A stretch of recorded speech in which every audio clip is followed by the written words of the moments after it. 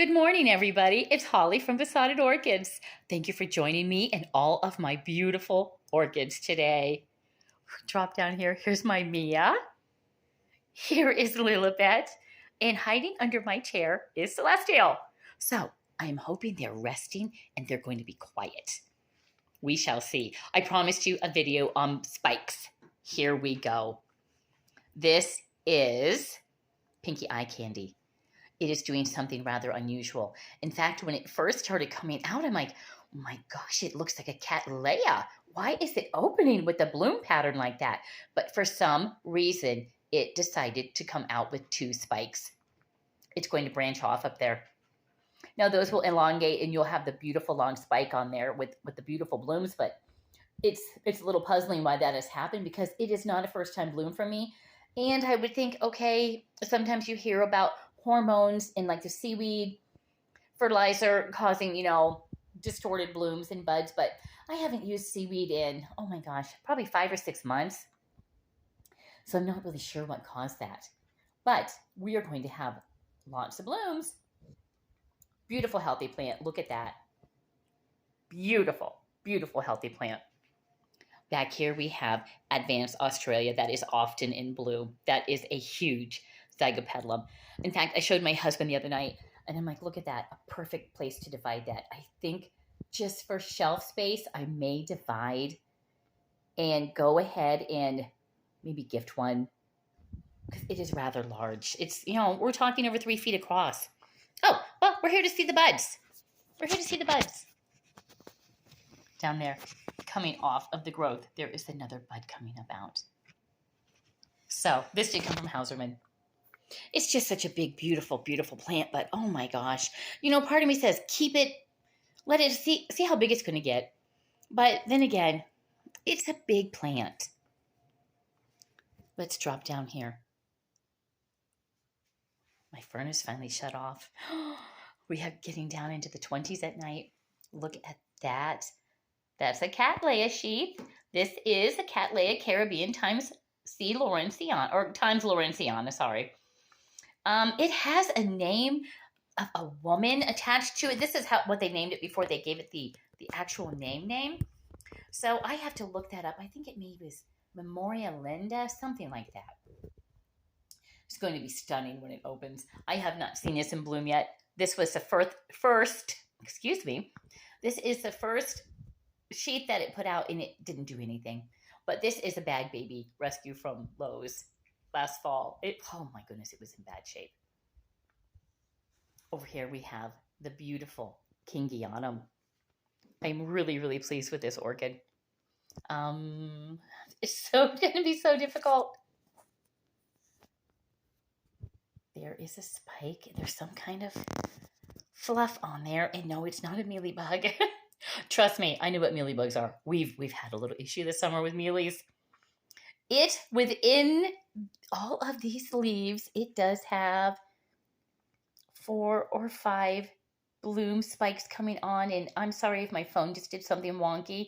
It is, I don't know. I don't know what's going on with it today. Looky here. It is Phalaenopsis time. They are starting to spike.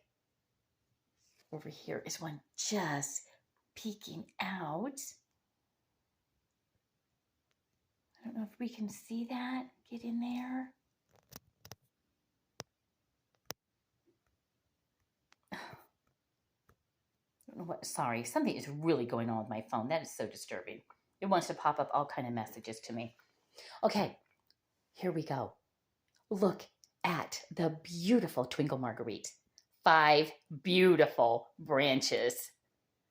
That is going to be a lot of really pretty blooms. Creamy, really creamy color with a vanilla scent. It's going to be so pretty. And any day now. I've been waiting. I've been saying any day now for a while. They are very slow. You cannot get in a hurry with a twinkle. They just want to take their time. Let me see who's over here. This is another rescue, and it does need some more media. I think it must have fallen over and media fell out. Star Ruby Xanadu. It's a Brassicatleya. This one was also a rescue from Lowe's. Last summer, my Lowe's started carrying, there's the sheath, started carrying the bag babies. And I would go in and rescue. And let's face it, if you're getting them from Lowe's, it usually is a rescue. They typically need to be rehomed very quickly. Over here is one I'm very, very pleased with. This is a Dendrobium phalaenopsis. I bought this from Ritter Orchids, one of my first purchases ever in the orchid world other than a phalaenopsis. In fact, there was an order, I think 3 or 4 came with it. One was my Pacific Sunrise that you see quite a bit. Now see here, I don't think that bug's ever going to develop into anything, but look at this. So first time for me, and it did come with just a little paper sticker on the pot, which I wasn't able to get off, and then I've moved it, and I didn't write it down. There was no actual name with it. It was the 2 parents, but I'm looking forward to that. And don't get in a rush. I have to tell myself that. Don't get in a rush. This is going to take a very long time. But it is den season. We have the dendrobiums all starting to spike out. If I can get over here, get down in there, there is a spike. This is my Dendrobium spider lily. It's a Roy Tukanaga. Dun dun dun dun. Where are you? They're on my older leaves. I have to turn it around. Some orchids like to bloom on brand new growth. Some, like your Dendrobium phalaenopsis, they are perfectly fine repeat blooming. Look at that. So you do not want, I'm hoping, well, this already did bloom there, so maybe it won't again. I'm really hoping that a lot more open up on this because it's going to be so pretty. That's the creamy white with little speckles. Oh my goodness, have I covered this table already? I think I've got all of these. I may have forgotten some in the other room. I'm going to have to go in and do a grow space tour for you. There is my precious heart, hogging all the room. Her is a big girl. She's just, I love all my dogs, but this one just, I got her, I raised pups, so this is one of mine. They're all one of mine. They've all been birthed in my home, but I kept her after my dad passed away as a puppy, so she kind of filled a void. Let me see. There we go. But we're not looking at blooms. We're looking at spikes. This is a Dendrobium green lantern. And it does have several. These will come along a little further. But trust me, when you look at the little junction points, there's little tiny buds forming. It's probably very hard for you to see. Sorry. But look here. Spicerianum. She is a very reliable bloomer. It's the Paphiapetalum. And the yellower leaves, those are the original. That's nothing to worry about. Those are some original fans. And, oh, Lily, honey, you are in the way, baby. Okay, she's moving. There is another bud. I'm really getting into the Paphiapetalums. I'm really enjoying them. I'm doing, I think, fairly well with them. So, you know, it's one that you want to get a lesser expensive orchid to try and see if you like it, because once you get into the Paphiapetalums, that's where you can really plop some money down. I think I have some in there that are like $40-some orchids. So, you know, you want to make sure you have a little bit of a grasp on what you're doing before you start spending a lot of money on the Paphiapetalums. And from what I read, the Spicerianum is one of the most reliable bloomers. This is probably your starter orchid if you want to get into the Paphs.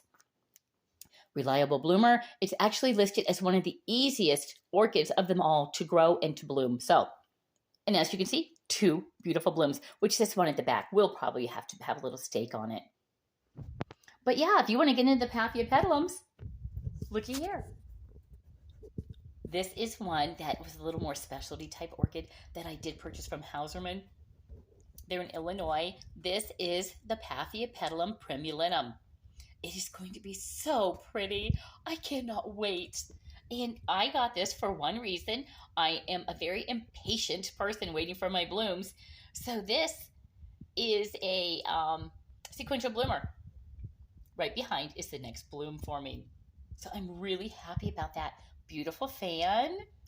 I'm really happy. That's gonna be exciting to see that bloom. And over here, one that is almost always in spike or bud is the, oh, it's branching out. That's what looks so interesting about it. It's forming its little branch off to the side. This is Pacific Sunrise. And it is in terracotta. And I'm just going to say, you're probably going to get sick of me saying this. You see these plastic pots? This one doesn't happen to have holes in, but most of them do. I'm done with them. I am done with them. I am moving them all into terracotta. I've seen several other people doing that. Matthew in Melbourne, he is absolutely in love with terracotta.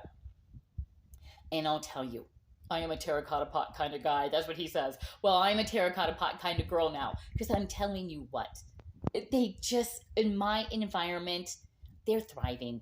They didn't like the plastic. And I know this is a poor example because it doesn't have holes.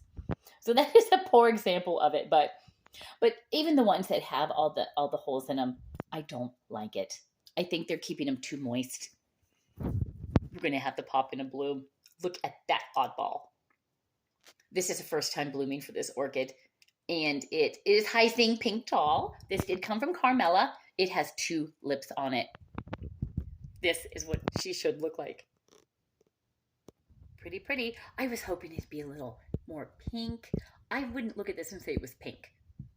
You know, it reads a little more purple to me. But it did, as Cattleyas sometimes do, it did form 2 sheaths before it did give me blooms. So don't be upset if you have a sheath that just doesn't go anywhere. It will. Just give it time. A little tiny Cattleya that did come from Groovy Plants. My daughter bought that for me. So pretty. I'm hoping, let me see. Oh, there is another growth forming down there, and that will bloom as well. So this is a pretty reliable bloomer. That's what you want. You want your good, old, reliable bloomers. And here, I can't say enough good about this Hawaiian Wedding Song. Look at that. Oh, you can see my car is covered with frost. So cold. That's why I'm happy tonight. I am giving a bread class, a sourdough class at a local library. We're not doing orchids, not in the winter. It's too cold to take them out. But look at that. And the scent is amazing. We have a peeper. We have a little peeper back there. He has become the tender of my orchids. He kind of just hovers around back there. And sometimes when you come from this direction, I'm mooning you a tad. But he does. My son put him in here, and he's just kind of cool to see now and then. But back to the Cattleya in terracotta. And you know, I don't think, like this, it's great to have the holes. I don't think you necessarily need them with terracotta because it does breathe so well. And I love the striations on that. Look at that. That aged so absolutely beautifully. But yeah, Hawaiian Wedding Song, an absolute favorite of mine. And I did order George King Serendipity. That's coming from Michael at Triton Orchids this week. And it's going to be shaped very similar to this. It's going to be pink. I cannot wait. Of course, it's probably got a year or 2 till it blooms. And here we have Burragara Franz Jewels opening up beautifully. So we should have 1, 2, 3, 4, 5 or 6 blooms on this. And they'll be a beautiful deep, deep red. Oh, I'm almost getting tired. That's an awful lot of orchids to talk about. Here we, oh my gosh. I wish you could smell this as I'm bending down to film this one for you. My face is in the Cattleya. It smells amazing. Okay. This is BC Soundworth number 28. Beautiful, beautiful yellow. Over here, back to the twinkle varieties. We have Cheirophorum. This is one of the parents of the twinkles. 3 beautiful spikes, really becoming nice and long. When it first came to me from Hauserman, it had spikes on it, but they were so tiny. So I'm assuming this is probably the second bloom for it, where sometimes they come into their own as they get a little older. It's not always a bad thing to get older, people. It's really not. Looky here. This is Renee Marquet Tyler. 1, 2, 3, at least 4 blooms will be on that. I'm really enjoying that one. It's just such a vivid one. Over here, not in spike yet, but I did move it over here, hoping to get a little more sun on it. I'm really hoping that this here forms a growth. I'm really, really hoping that. I mean, a bloom. This is Golden Zell. It is going to be screaming yellow with a red lip. Over here, got a little bit of twinkle action going in here, but this is Hieroglyphica, and it does have 6 beautiful spikes in there. Some of them are so tiny. Now, keep in mind, I know some of these are roots, but in amongst them, down in there, we have more spikes hiding. And we have Pink Profusion. This is another twinkle. It has 6 spikes on it. And it's a relatively small plant. You can't beat that. I'm really loving the twinkles. Oh my goodness, my bird feeder's outside the window here. They are hopping this morning with birds. It's so cold. Okay, I'm going to wrap up with this one. This one is on the way out. This is my Psychopsis Mendenhall. And you know, it is a sequential bloomer, which is wonderful because they only last maybe 2 weeks. Then they start looking like this. They're just not as pretty. So let me see. This is about it. There may be a few more in bud in the other room. I'm going to have to do a grow space tour, and I'm going to have to do it. I have to get up really early before any natural light is out there in the world because it kind of messes up because those orchids are all against the window. So it needs to be dark when I film that. But look at that. Who wouldn't want to sit here? I'm going to pan out. This is where I sit and have my coffee in the morning, read my books in the evening. My husband sits there. We have our coffee. When a guest comes, they can sit amongst the orchids. It's probably one of my favorite places in the house. And it's the dining room. You can take little portions of rooms that are for something else, and you can steal little areas for yourself. And that's kind of what I did here. I'm like, okay, I'm going to have a tiny little reading nook area with my library shelves to the back here with all my orchids. What could be better than orchids and books? So there you go. A tour of all the things that are to come in the orchid world in my home. I thank you so much for watching this today. I hope you've been inspired to maybe get a few new ones, maybe add the Spicerianum to your collection. I hope you all have a great day. I'm going to have a great day. I'm going off to a sourdough class tonight, the first of 8. I have never taught sourdough. I've been making it for a while now, so this is the first time I'm going to be teaching other people how to do it. So we'll see how that goes. And I have been hired by the Historical Society in the next town over for April when it's a little warmer. My orchids will be traveling again. I feel like they're the traveling orchid show. They will be traveling over there for a big orchid talk. So I cannot believe it. I am really enjoying speaking in public and giving these talks on things I love. I mean, nobody wants to talk about something they don't love.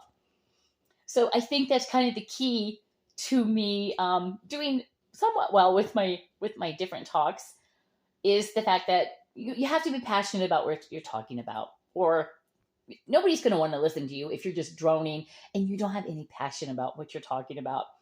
So I'm hoping tonight goes well. Everybody's going to get to sample some bread and they're going to take home sourdough starter.